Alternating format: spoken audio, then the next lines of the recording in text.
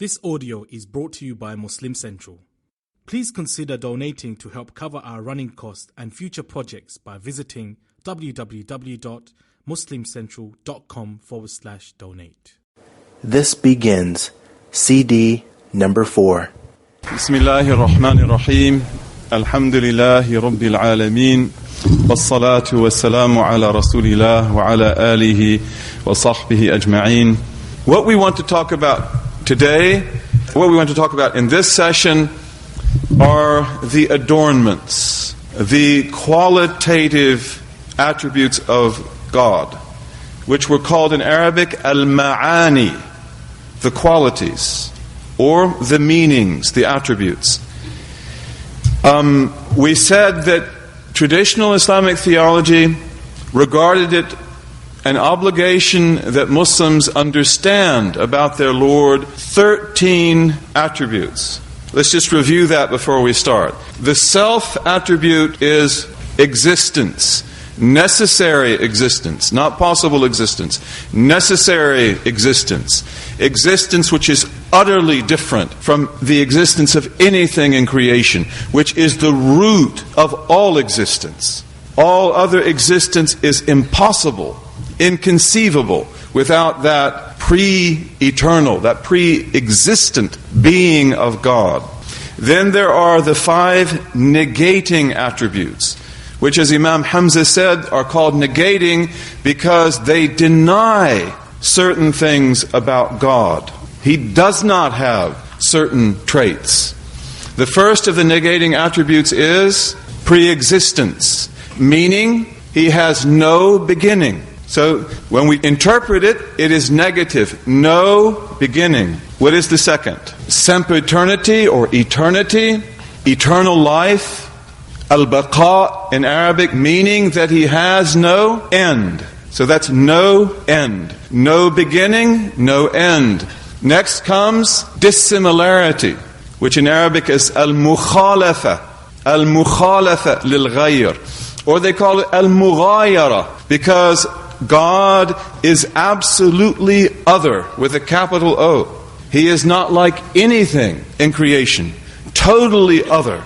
And that, of course, denies that he has a likeness, that he is like Jesus, or the sun, or the moon, or nature, or force, or anything. And the fourth of the negating attributes is self-subsistence.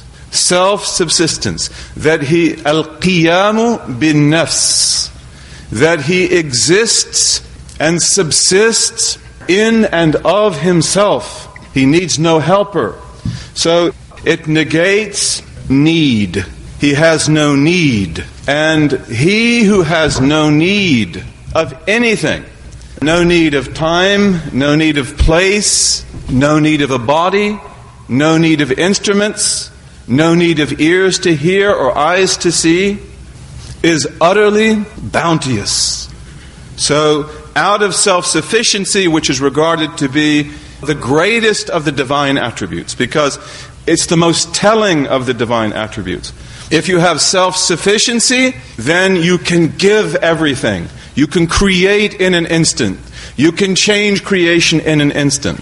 So, many of the theologians said that that name of God, which most depicts his divinity, is Al-Ghani. Al-Ghani, which means he who is bounteous, he who has no need, and therefore he is Al-Mughni. He is the one who enriches, who can give. He is the one who says, be, and it is. He doesn't create with matter. He doesn't need atoms. He doesn't need instruments. He is the Lord of the angels, but he doesn't need angels. So this is self-sufficiency. He is utterly unlike bodies and all other things that have needs. And then the last of the negating attributes is oneness. Oneness. That he is one, meaning that there is no second God, there is no third God, there is no other God. But it also means that he has no multiplicity in himself. So he's not a body that is made up of parts. He is not composite. He is utterly different. He is utterly unimaginable. لا تدركه الأبصار, that eyes, the vision, can never perceive him. They can never overtake him. وَهُوَ يُدْرِكُ الْأَبْصَارِ, and he is the one who perceives all the things that are seen. So these are the attributes we talked about before. Now we have the adorning attributes. And we've referred to this as self-knowledge as theology, because of a very basic Islamic belief, which is that each of us, every human being, is created with a perfect disposition, the fitra, the original disposition. Every human being, from the first to the last, no matter what their gender, no matter what their class, no matter what their race or ethnic group, all of them have this fitrah. And this fitrah is perfect. This fitrah is imbued with the knowledge of God. As Imam Hamza said, you do not find children who disbelieve in God. And children, as he said, they accept whatever God does. They're not like adults. They understand it and they accept it. The Prophet said, peace be upon him, in the famous hadith which is transmitted in every collection of hadith practically, كُلُّ مَوْلُودٍ يُولَدُ عَلَى الْفِطْرَةِ, that every child born is born with this primordial disposition, this perfect disposition. Part of that perfect disposition is that the human being is created as the knower of God. And as the Prophet said, this is an authentic tradition in Bukhari and Muslim and other collections. خَلَقَ الرَّحْمَنُ آدَمَ عَلَى سُورَتِهِ, that the most merciful created Adam after his image. You have this same statement in the Bible, and you have it in other religious texts. It does not mean that God has an anthropomorphic body or that he is a big man in the sky. But it does have a theomorphic reality.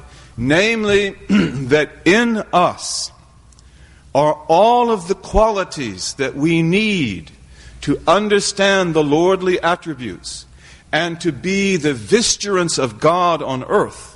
To be saints, to be people given to God, to be worshippers and to be knowers.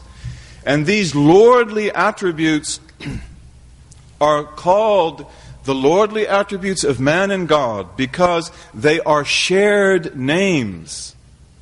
They are shared names. So now we're talking about the qualities, the third group of attributes, and these are 7 attributes. What are they? Life. We live. God lives.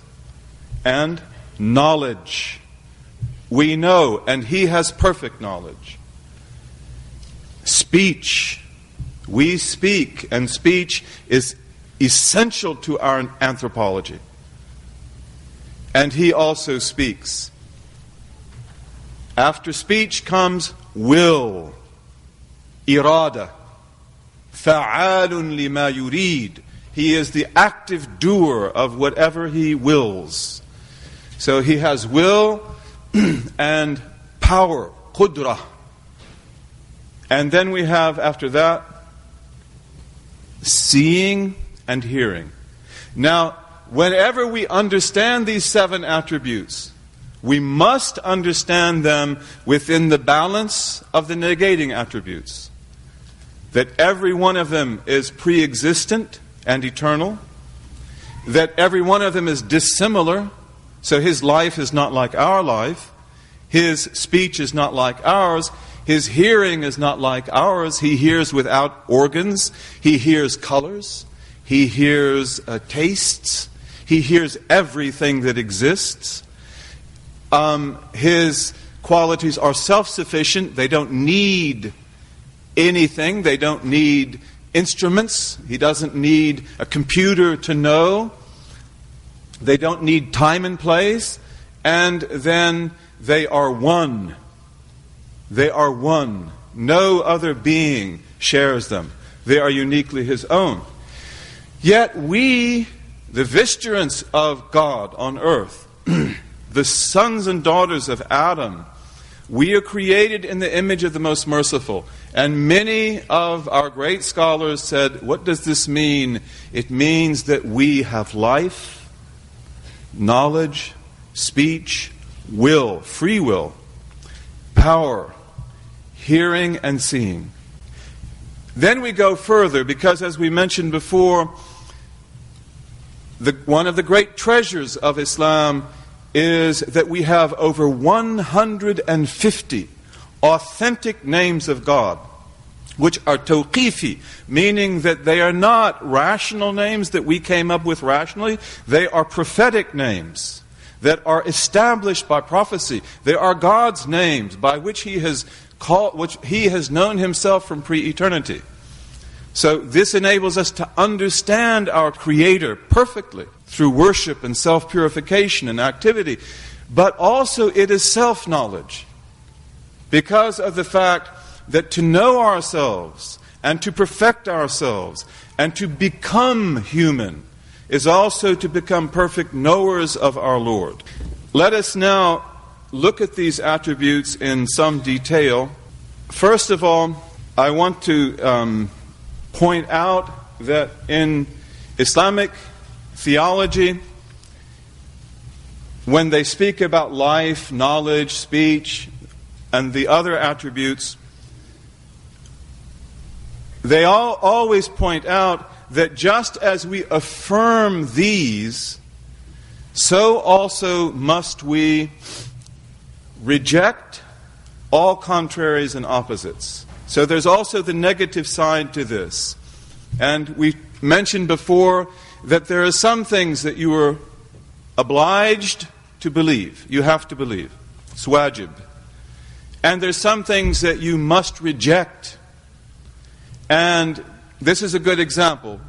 All things that are contrary to or opposite these qualities are rejected. Therefore, God does not die. He cannot be characterized by death. Knowledge, He cannot be characterized by ignorance or mistakes or forgetting. Of course, Revelation also affirms that, but always keep that in mind, that when you learn the positive attribute, you also call to mind its negative, and you reject that negative. It's very important because sometimes questions come up about little points, and this is a good reference for that. God speaks, and we'll talk a little bit about what His speech is, His pre-eternal speech. It's an important point. We may not be able to go into it in detail, but it means also that He is not dumb. He cannot. Dumbness is the inability to speak. Also, He is not speechless, and speech is the revelation of knowledge. Speech and knowledge go together in terms of what they refer to, so that His words are infinite. As the Quran says, if all the seas were ink and all the trees were pins, they would not suffice to write down the knowledge of God. That's His speech also. That is His speech. So His speech is the manifestation of His knowledge, and it's also infinite. And He doesn't forget, He doesn't err. Those are contraries. Will is an attribute, and its contraries, which would be that things happen in creation contrary to His will, that He is forced to do things that He doesn't want to do, that He has to do certain things. That's also rejected by the affirmation of will. Power, anything that would constrain His power. Impotence, inability to act, inability to do other things or create other things instead, that is negated. Hearing and seeing likewise.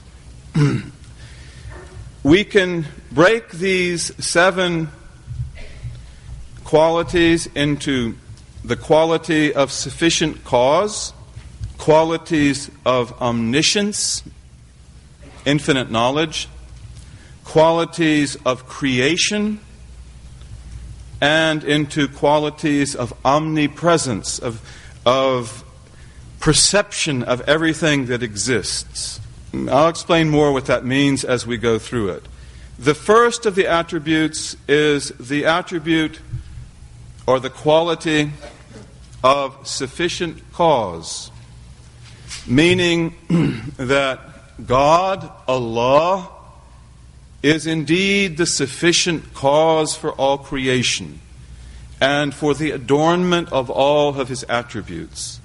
That quality is life, that He is the living God. And we say Al-Hayy, the living. And in the Bible, one of the common biblical words is Hayy Eloh, Hayy Elohim, Hayy El Shaddai, and so forth.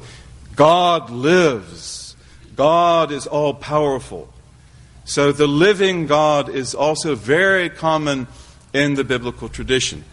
This is regarded to be an essential quality of God, but it is one of sufficient cause because all the other attributes are incoherent without the establishment of life. That's from a rational standpoint. Of course, from the standpoint of revelation, we know that this is the way He is. Al-Hayyul Qayyum. فَتَوَكَّلَ عَلَى الْحَيِّ الَّذِي لَا يَمُوتُ. So put your reliance in the living one who never dies, God. It's important, I'd just like to note here, that the Greeks regarded immortality to be the fundamental element of divinity. In the ancient Greek conception of divinity, immortality is its essence, when things do not die.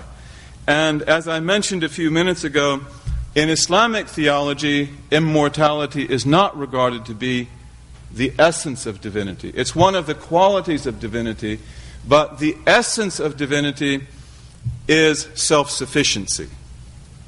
Self-sufficiency. Al-Qiyamu bin-Nafs. So immortality is God's nature. And His life is uncreated. It is not spiritual. He is not a spirit. He doesn't live by virtue of spirit like animals or angels or human beings.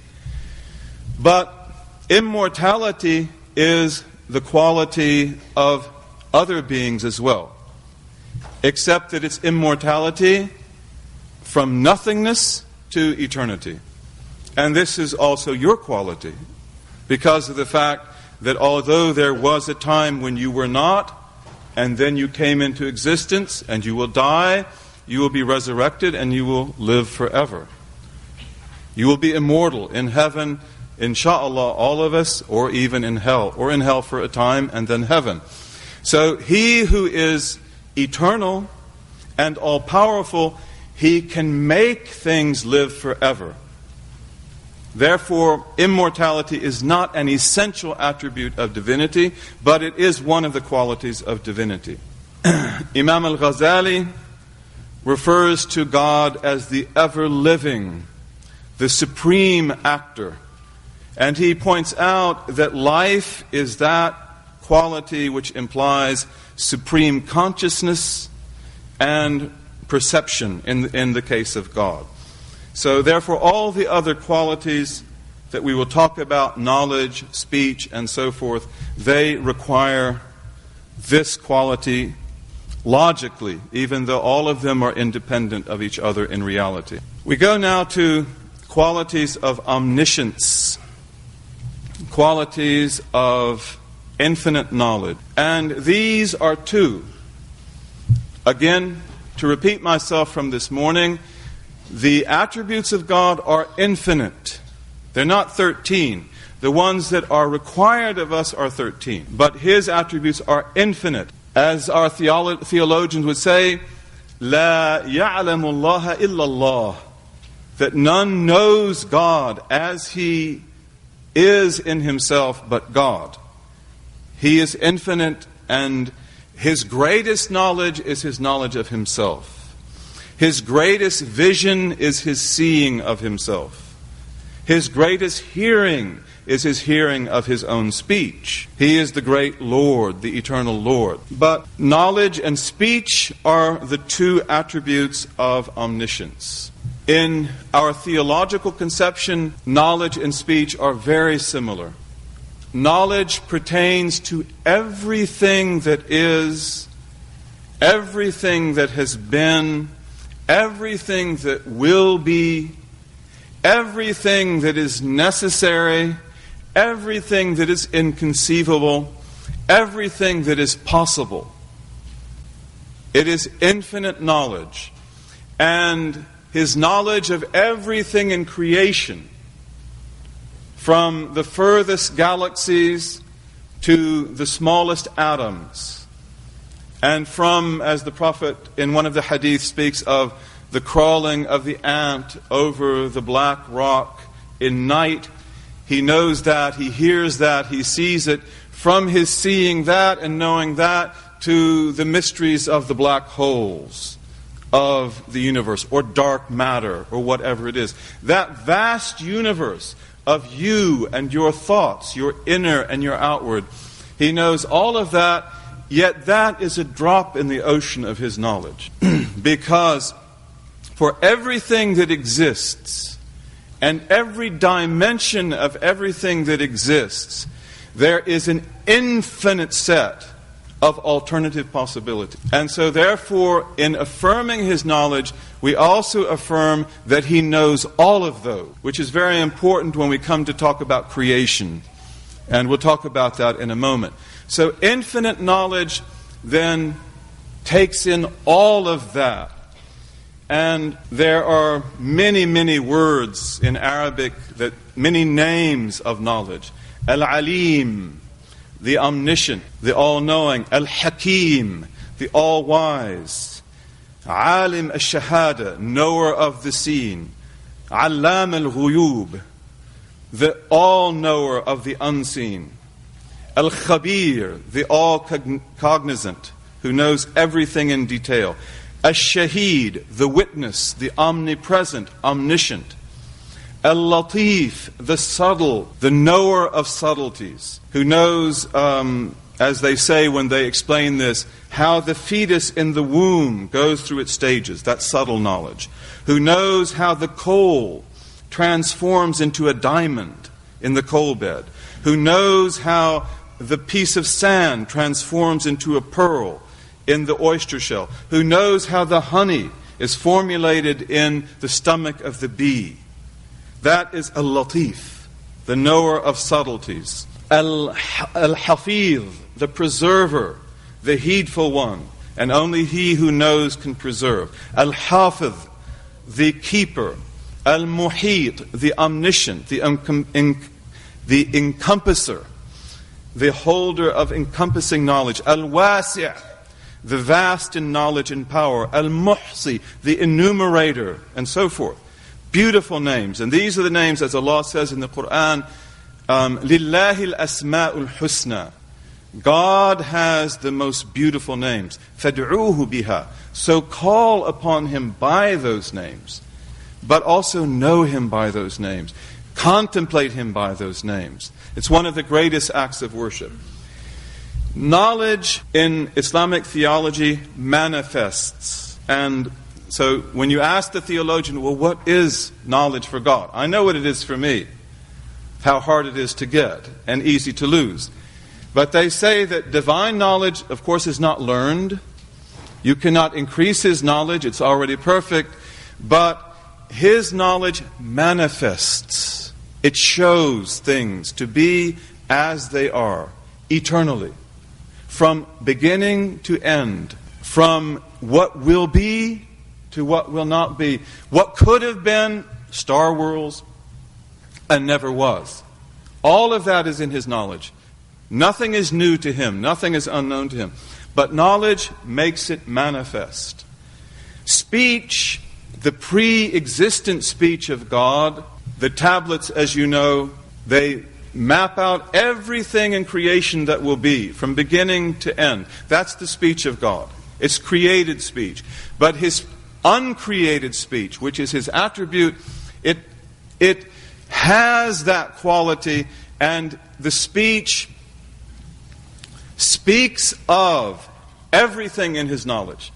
So speech is also for us an attribute of omniscience, of absolute knowledge. Except that the difference is that knowledge shows and speech points. That's the difference in theology. That knowledge shows, it manifests, and speech points.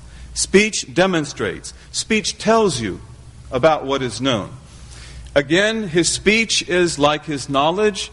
It pertains to everything that is, everything that will be, everything that has been, and then all that is necessary, all that is inconceivable, and all the possibilities of things that never will be and could have been.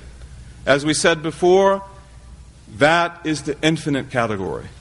That is the sea of seas. That's the ocean of knowledge. And speech speaks of that. Knowledge shows that. God has the attribute of speech because He speaks in the Quran.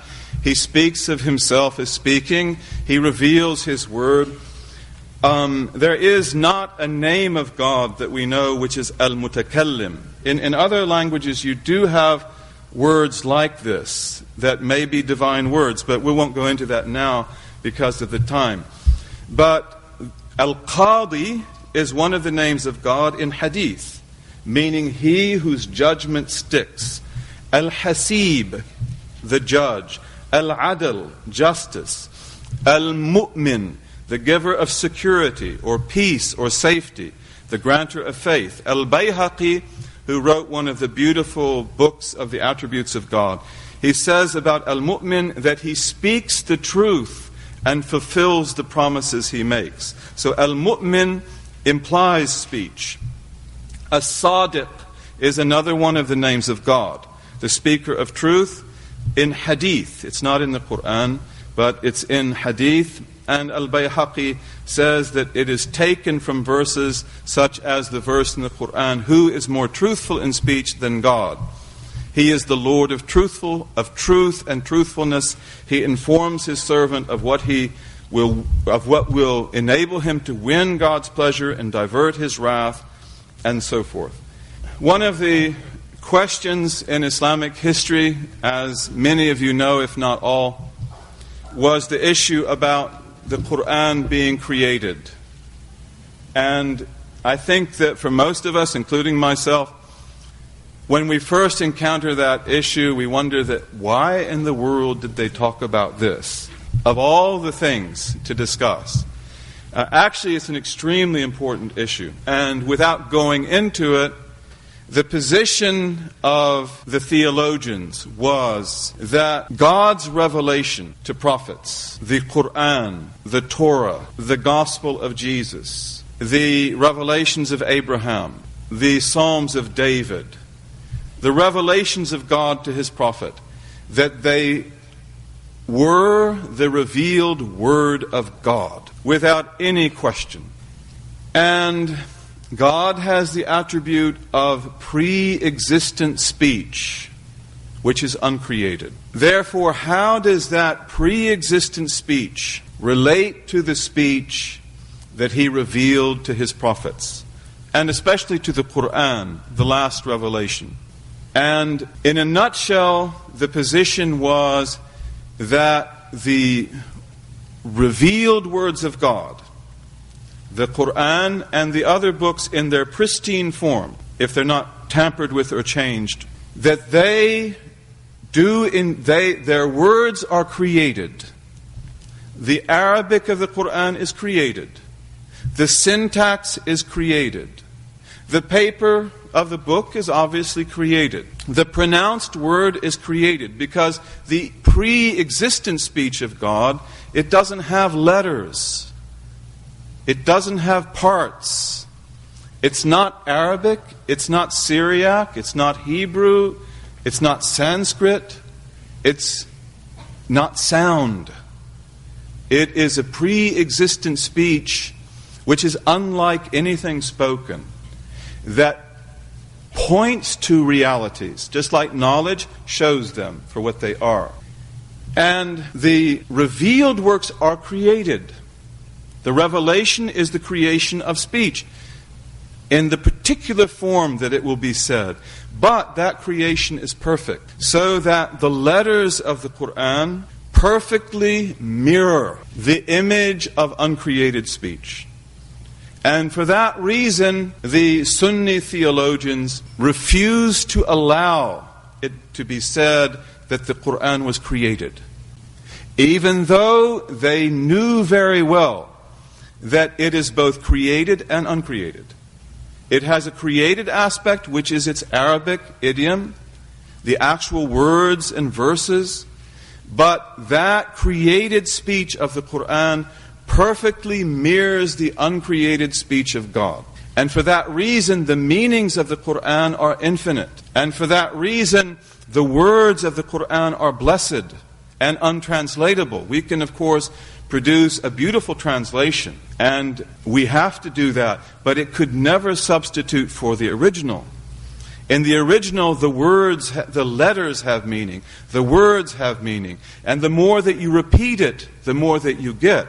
And if you read it as a whole and then read it again, you enter another world. As Sayyidina Umar used to say, that if I lose the halter of a camel, I can find it in the Quran. There's no verse in the Quran about where to find a halter to a camel. But what he meant is that this is the speech of God. And as I read it over and over again and contemplate it and use it, I will find in it everything. So the Quran reflects all divine knowledge, just as the Torah of Moses, the Gospel of Jesus, the Psalms of David, and these pristine revelations did the same. And it's sort of like maybe a metaphor you could use is the metaphor of a still crystal lake at night, or a mirror. The lake is still, the lake is limited in size, but in the lake you see the universe. All the stars, the moon, the planets, they're reflected in that mirror or in that lake. And likewise, the letters of the Quran, the verses of the Quran, they perfectly relate to the uncreated speech of God. This is what makes the Quran so remarkable. This is what makes it the book that you never tire of. This is what makes it the book that children enjoy, and women and men, educated people and uneducated people. So I just wanted to touch on that issue because it's one of the issues regarding attributes. Speech was regarded to be an attribute of God, a qualitative attribute of God. We come after that to the qualities of creation. And this means those qualities that are essential to the divine act. The divine act is creation. That Allah creates. There is no creator but He. He creates without medium. He creates without matter. He is the Lord of matter. He makes matter. And when we look at the atom, we see that its existence is miraculous itself. The two attributes of creation or of the divine act are what? Will and power. Will in Arabic is irada, and power is qudra. There are many names of will: al-muqaddim, al-muakhir, al-hadi, al-mudabbir, which is a hadith name, al-rashid, al-rahman, al-rahim, al-halim. Many of the names of God reflect the disposition of His will, the most merciful, the clement, the muqaddim, the one who puts some things first, al-muakhir, who puts other things later or last. These are all references to will and also to other qualities. Power has many names, and many of the names combine will and power. Al-Qadir, the omnipotent, the all-powerful. Al-Qadir, the powerful. Al-Muqtadir, the omnipotent. Al-Qawi, the almighty, the strong in essence. Fa'alun lima yurid. Al-Bayhaqi makes that Al-Fa'al, the efficacious doer, the active doer. Al-Khaliq, the creator. Al-Fatir, Al-Mubdi, the creator from nothing. Al-Muhyi, Al-Mumit, and so forth. What's the difference between will and power? According to our theologians, Will delimits. Power brings into existence and out of existence. And although we do not speak of one attribute of God as depending on another, because they don't, logically, power goes back to will goes back to knowledge, and knowledge goes back to life. And when we speak about the perfect Adamic human being, then there is no action without knowledge. Knowledge is essential to our action, and there is no knowledge without action. We have to act also to know. And we speak about willpower, and will is also essential to our act, and power to do the act, to carry out what we will, is inevitable, or we can't act at all. The quality of will is delimitation. That in Arabic is called takhsis. Takhsis. Specification. Also they use another word, tarjih, meaning granting preponderance. What that means is this,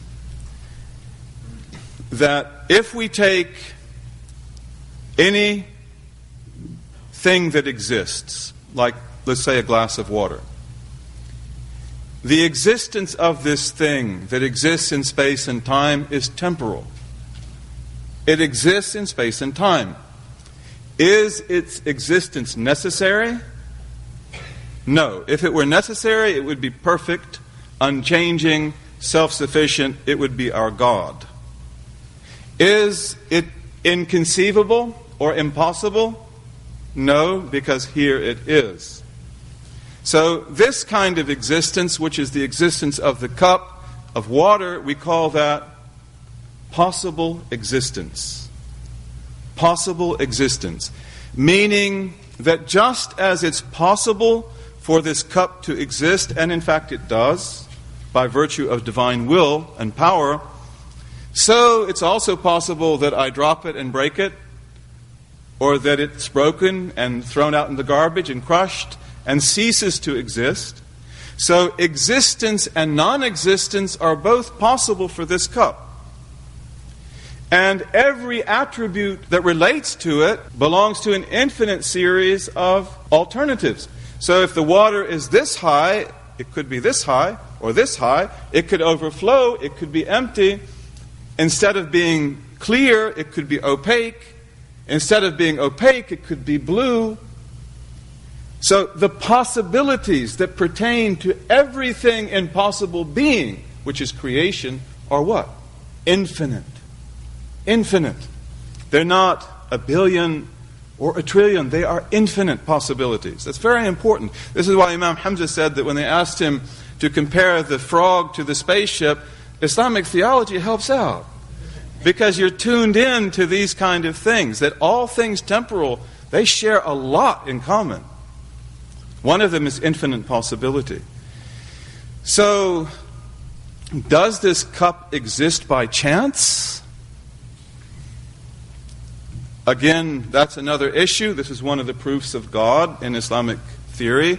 But if I had 10 coins in my pocket and I wanted to draw them out in a series 1 through 10, putting the coins back in the pocket every time, what is the probability that I could produce that chain, 1, 2, 3, 4, 5, 6, 7, 8, 9, 10, in coins from my pocket, putting them back every time I draw?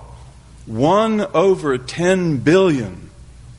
1 over 10 billion, meaning that if I drew a coin every second and calculated it, and then if it doesn't work, 1, 2, 3, I don't have the series, I start over from scratch, it would take me about 327 years to ever get that possibility out of my pocket. And that's not chance. That's not cosmic chance. That is controlled chance, where I have coins and I'm drawing them out of my pocket. So what's the possibility that these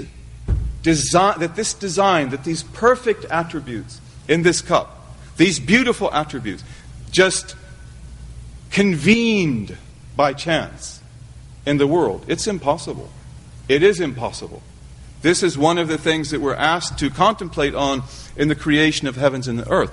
Now, when God creates, it is the function of His will, His irada, that He knows all possibilities by virtue of knowledge.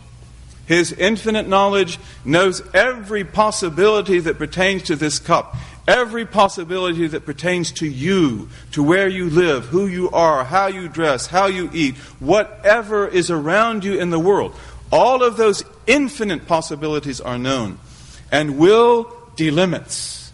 In other words, will specifies that it will be just like this.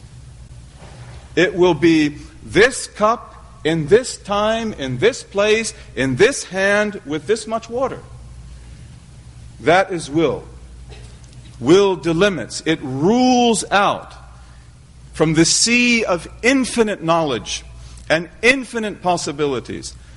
All of those possibilities which the all-wise, Al-Hakim, does not will to be. And it determines that these are the ones to be. That you will be born on such and such a date, in such and such a family, in such and such a place.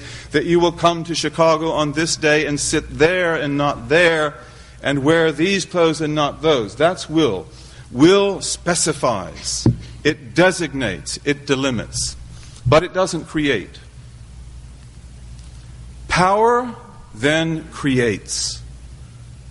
Power creates. Al-Qadir, Al-Qadir, Al-Muqtadir. The all-powerful God, in His wisdom, in His knowledge, as He is proclaimed in His speech in the tablets, His created speech is in the tablets, the pre-existent speech is before that.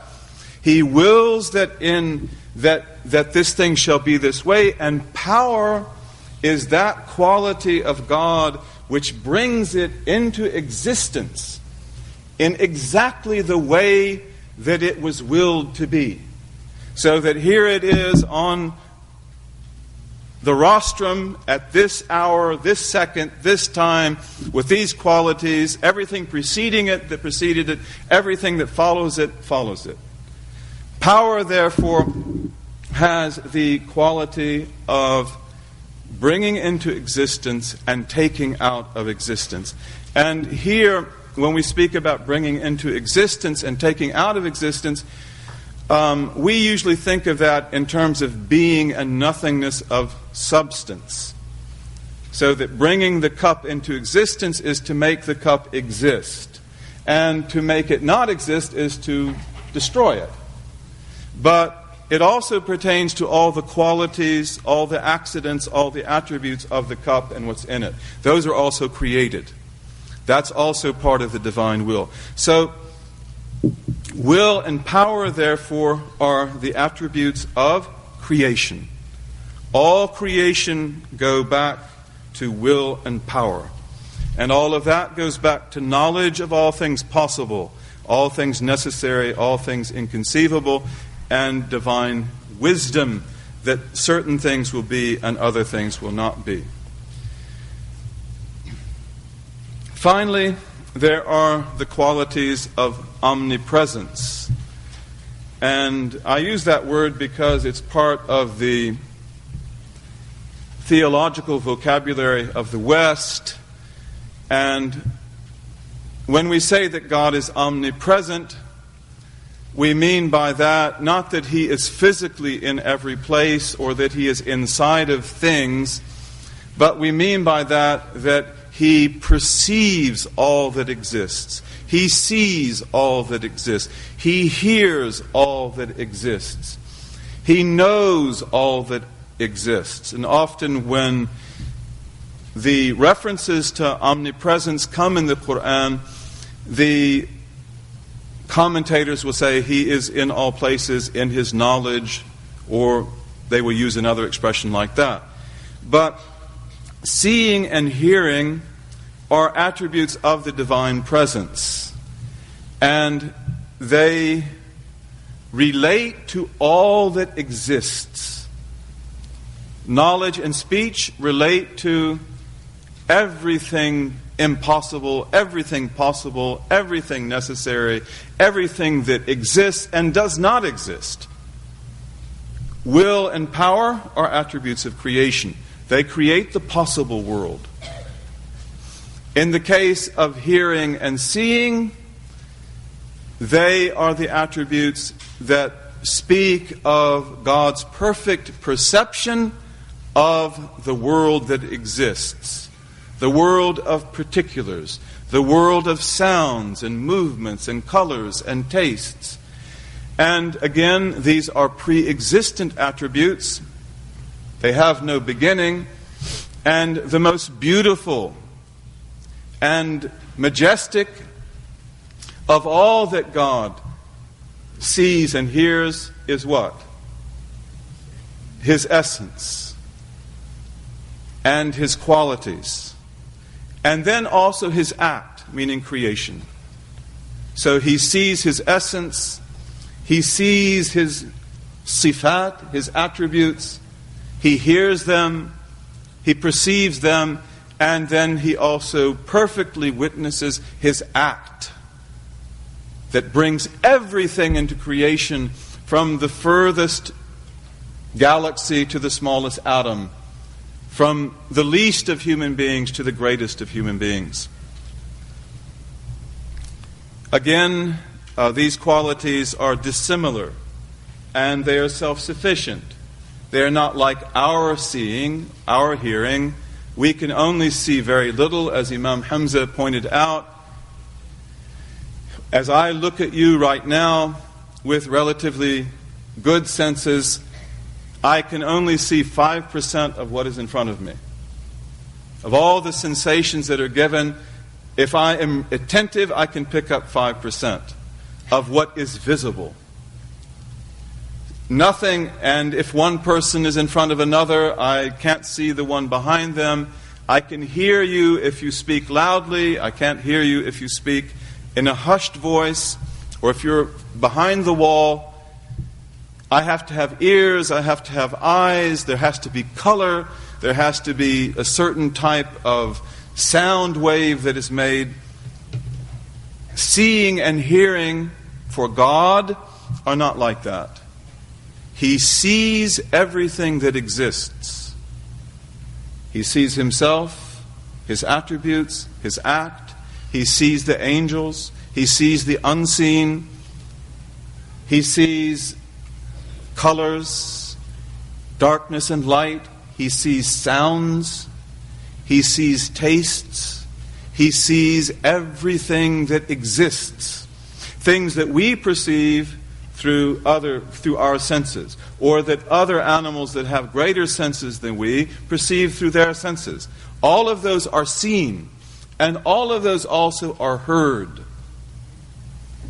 The difference here is, as the theologians explain, that seeing is a mode of divine perception of existence that relates to everything that hearing relates to, but it's different. Seeing and hearing are not the same, but God hears everything He sees.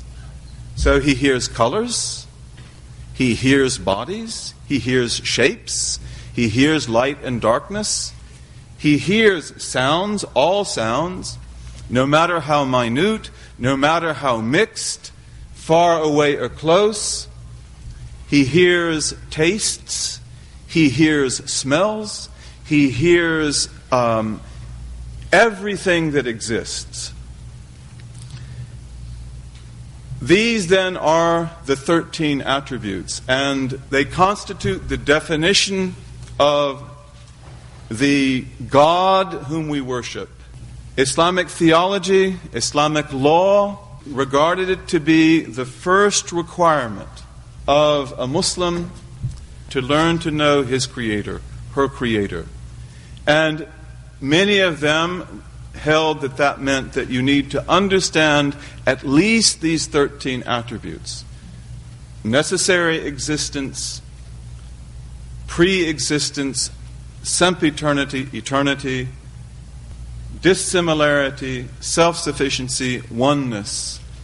and then life, which is required for sufficient cause, knowledge and speech, which are essentially aspects of omniscience, will and power, which will delimits and focuses on and restricts, rules out certain things and affirms others, power that brings this into existence and takes it out according to what is in the will at the exact time and place that was determined.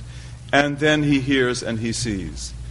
Of course, in this Islamic belief in the divine being, this theological definition of the Creator, there are many questions that arise. And Islamic theology also addresses those. Inshallah, I have concluded some time before the time that was allotted, which I think is a mercy. God prescribed mercy for all things. And this will also enable us now, in the time that remains, to entertain more questions. Thank you very much for your patience. And Jazakumullahu kulla khair. Wassalamu alaikum. Jazakum Allahu khairan, Dr. Omar.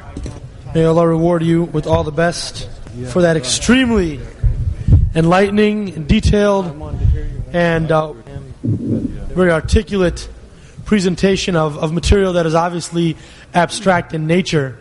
So Imam Hamza will actually share some brief comments, around 5 minutes or so, about what Dr. Omar covered, and then I'll start firing off some questions. So Imam Hamza, if you could spend about 5 minutes talking about Bismillah ar-Rahman ar-Rahim. Well, first of all, I wanted to just make a few comments about these 13 attributes that we've covered, which can extend to 20 if you add 7 more that just relate to al-murid for irada, qadir for qudra. That's a pretty simple thing to do. And then they move on to actually 66 of the aqeedah that are included. In 66 is obviously the number of alif lam lam ha, and that was, for some reason, a lot of the texts would have 66 points that they would make. I wanted to say just about this is probably one of the most well thought out in Islamic history, and really in theology, in the history of theology as a tradition within the Abrahamic faith.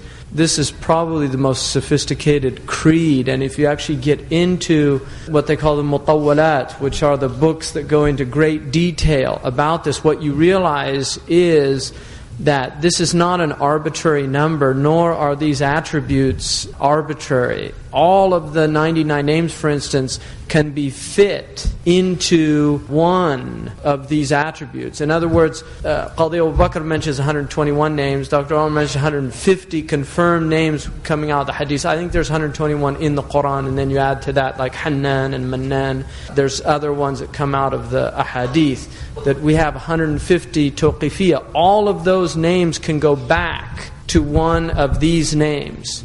So if you have Al-Qadir, there's a whole bunch of names, like Al-Aziz is a type of Qudra.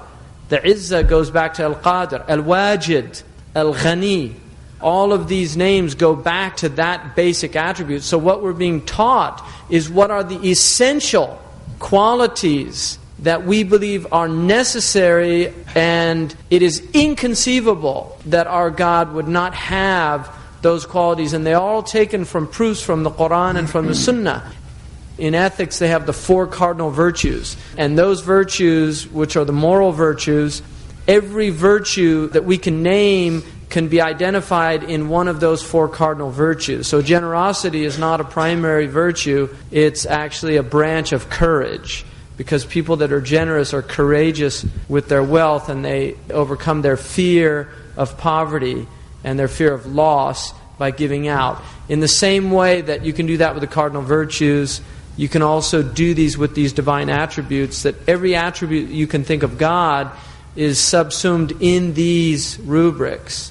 Every single one. And so it's actually a very deep thing. I wanted to add, when Dr. Omar, it was written up there that the Quran is both created and uncreated, we do not say that accept in teaching format. It is actually prohibited by the ulama, and it is lack of adab to the Book of Allah, except in explaining that there is a created aspect, and that is what we recite and what we read.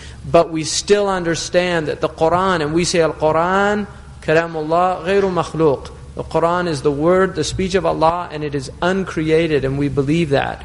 This is in order to free us from what Montgomery Watt so cleverly called imbibliation. God becoming book. And he used that as a way of approximating Muslim understanding to incarnation, God becoming flesh. So that is in order to avoid that type of misunderstanding, that the Quran, when we say it's uncreated attribute of God, that's the point. But you don't go out and go to the mosque and say, did you know the Quran was both uncreated and created? Because you might get punched.